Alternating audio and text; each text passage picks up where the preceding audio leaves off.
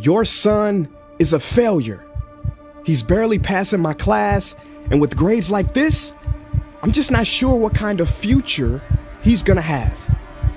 What do you have to say for yourself? You're supposed to graduate this year. Listen to Mr. Johnson. What kind of future do you think you're gonna have? With all due respect, don't call me a failure. Failure is an event, not a person, in fact. And you talk about the future, Mr. Johnson, but you're not preparing us for that. Excuse me? Just listen to what I'm saying. This should be good.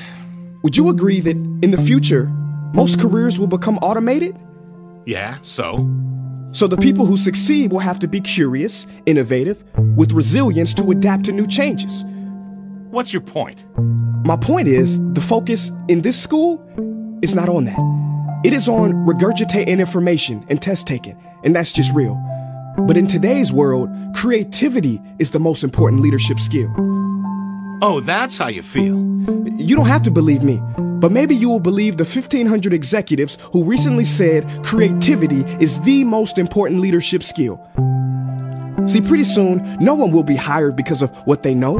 Because who cares what you know or if you've memorized a fact? We've got Google and Siri for that. In the future, people will be hired because of what they can do with their knowledge. Can they creatively solve real-world problems, not just follow instructions or directions and bubble in multiple choice questions? So, Mom, that's why I'm stressed, because these robotic tasks we learn in school should stop. Because no one can do a robot's job better than a robot. Billionaire founder of Alibaba, Jack Ma, said that we should not compete with artificial intelligence, but instead focus on developing unique human intelligence. Mr. Johnson, drills are for teeth, not the human mind.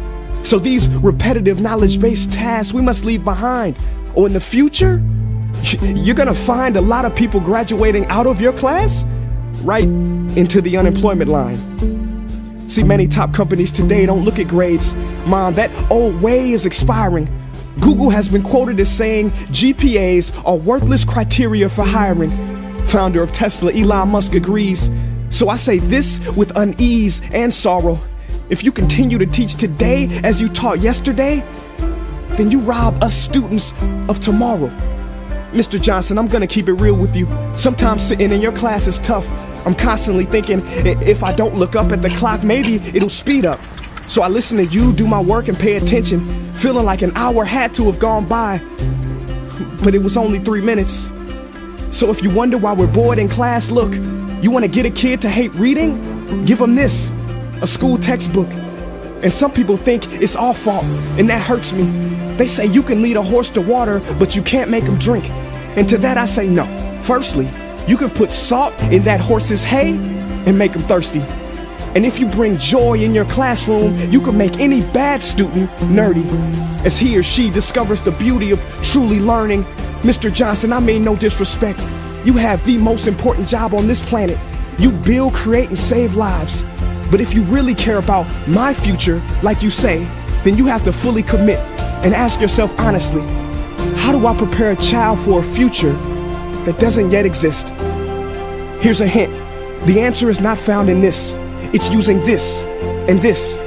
See, in the future, we will need more passion and compassion. People with inspired hearts and wisdom to uplift this planet. And Mom, I love you, but can I be real? Go ahead. You want to know one of the biggest factors for childhood success? It's not IQ. It's family meals. And we haven't had one of those in a while. See, I know sometimes you don't feel proud, because I may not be a straight A student, but I'm not stupid. These tests may be 70% of my grade, but they're 0% of my future. But don't worry, I'll pass this class and get through this. But I need you to give me the space I need to be me and live true. Because the best feeling in the world is that your own parents get you. There's a passage in a book called The Prophet by Khalil Gibran. And if you don't mind, I'd love to share it with you. Go ahead. See, he says, your children are not your children. They are the sons and daughters of life longing for itself. They come through you, but not from you. And though they are with you, they do not belong to you. You may give them your love, but not your thoughts, for they have their own thoughts. You may house their bodies, but not their souls, for their souls dwell in the house of tomorrow.